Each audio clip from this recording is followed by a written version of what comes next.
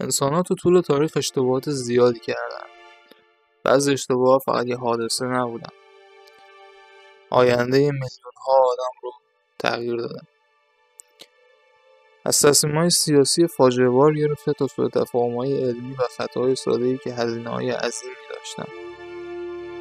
توی این ویدیو می‌خوایم چند تا از بزرگترین اشتباهات تاریخ بشر رو مرور کنیم. تا انتهای ویدیو با ما همراه باشید و یادتون نره حتما چنل رو سابسکرایب کنید و نظرات خودتون رو برامون کامنت کنید. اولین اشتباه تاریخ بشر سوزاندن کتابخونه اسکندریه بود. این یکی از بدترین ضربه‌ها به دانش و تاریخ بشر شناخته میشه در چندین قرن اخیر. بودی کتابخونه اسکندریه فقط یک بار و توسط یک نفر سوزانده نشد. توسط چندین نفر در چندین قرن مورد حمله و شورش قرار گرفت. اولین مرحله نابودیش برمیگرده به 48 سال قبل از میلاد. در اون زمان جولیوس سزار یکی از مهمترین سیاستمداران، ژنرال‌ها و دیکتاتورهای روم باستان بود. توی اون سالا جولیوس سزار به قصد کشتن رقیب سیاسیش پومپه وارد مصر شده بود. اما وقتی رسید مصر، پادشاه مصر بطلمیوس 13 دستور کشتن پومپه رو صادر کرده بود. این موضوع جولیوس سزار رو به شدت خشمگین کرده بود و تصمیم گرفت توی مناقشات داخلی مصر دخالت کنه و همین باعث شد که ناوگان دشمن او رو محاصره کنن و در اسکندریه یه جورایی گیرش بندازن و اولین ضربه به کتابخانه اسکندریه در این تاریخ شکل میگیره. سزار برای جلوگیری از حمله دریایی دستور میده کشتی‌های بندر رو آتیش بزنن و در نهایت وقتی آتیش به پا میفته، باد شعله‌ها رو به سمت انبارها و ساختمان‌های داخلی میکشونه و اینجوری میشه که بخشی از تومارهای کتابخونه و احتمالاً انبارهای جانبیش توی این آتیش میسوزن. این اولین ضربه‌ای بود که به کتابخونه اسکندریه وارد شد. تا اینجا هنوز کتابخونه اصلی کاملا نابود نشده، اما ضربه دیده. زمان میگذره و کم کم به قرن سوم میلادی میرسیم. با گذشت زمان قدرت روم به ضعف میرسه. اسکندریه بارها شورش میبینه و جنگ‌های داخلی توش رخ میده. در دوره امپراتور اورلیان بخش بزرگی از شهر ویران میشه. خیلی از تاریخ‌شناسان معتقدن که کتابخونه اصلی در همین دوره آسیب جدی دید و بخش زیادی از آثارش از بین رفت. اما توی این زمان هنوزم یه بخش مهم، یعنی موزه و تالارهای جانبی باقی مونده بودن. در سال 391 میلادی امپراتوری روم رسما مسیحی شده بود.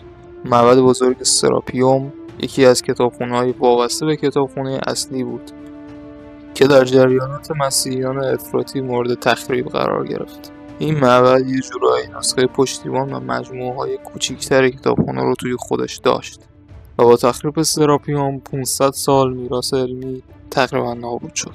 و در نهایت چیزی که پایان داد به دوران دانش اسکندریه توی سال 415 میلادی، دقیقاً زمانی که هیپاتیا، آخرین فیلسوف و دانشمند بزرگ اسکندریه، فضایی از تعصب مذهبی کشته شد بود و بسیار این زمان رو پایان قطعی مرکز علمی اسکندریه میدونن و در نهایت این کتابخانه آرام مرد و نه در یک شب. اما یکی دیگه از بزرگترین اشتباهات بشر حمله دو شخص، ناپلئون و هیتلر، به روسیه بود. دو اشتباه مشابه که در دو قرن متفاوت با هم دیگه رخ دادن. توی سال 1812 ناپلئون بناپارت تقریبا اروپا رو به صورت کامل زیر سلطه خودش داشت و در اون زمان مهمترین چیز برای ناپلئون پیروی 100% کشورهای حوزه قاره اروپا بود.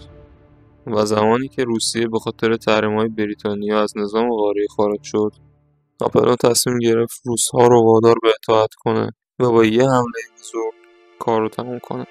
در نتیجه یه ارتش عظیم به اسم گرند آرمی راه انداخت. حدود 600,000 سرباز که از کشورهای مختلف اروپا می‌اومدن. بزرگترین ارتش اروپای اون زمان. اما ناپلئون فاصله طولانی روسیه رو دست کم می‌گرفت.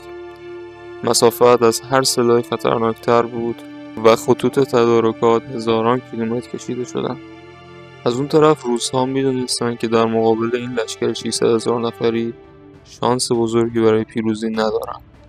به همین خاطر مردمشون تصمیم گرفتن روستاها رو خالی کنن، بازوقه‌ها رو بسوزونن و امکان تأمین غذا تقریبا از بین بره. در نتیجه ناپلئون و لشکرش مجبور بود در سرزمینی خالی از غذا پیشروی کنه. در نهایت وقتی ناپلئون به روسیه میرسه، یکی از خونین‌ترین جنگ‌های قرن 19 شکل میگیره. نبرد بورودینو که هرچند به صورت تاکتیکی ناپلئون پیروز این جنگ شد، اما هیچ نتیجه استراتژیکی نداشت. یعنی توی این جنگ روس‌ها عقب نشینی کرده بودن ولی نابود نشده بودن. ناپلئون وقتی به مسکو وارد میشه، شهر تقریبا خالی بوده.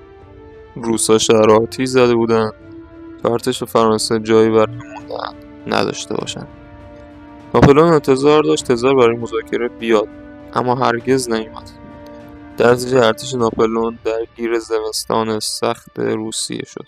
زمستانی که سرمایه اون تا -30 درجه میرفت.